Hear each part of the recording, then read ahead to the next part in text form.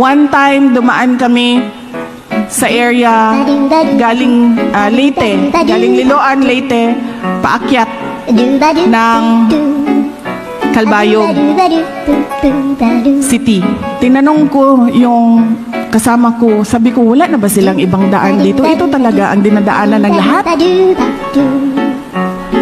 So, ito ang dinadaanan ng logistics ng Mindanao to Luzon.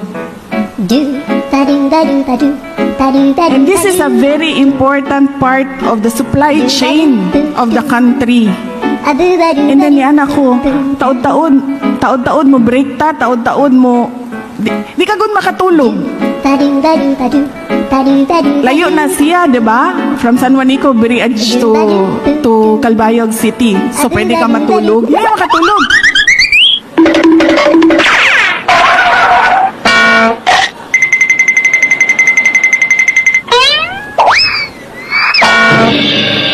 And I can really compare. That is why at least I always welcome invitations coming from Samar.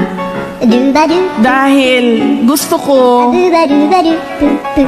na makita ninyo siya from my perspective and from my eyes. Makita ninyo ang Samar because maybe you're lost in the forest or maybe hindi ninyo nakita yung mga iba't ibang lugar pa.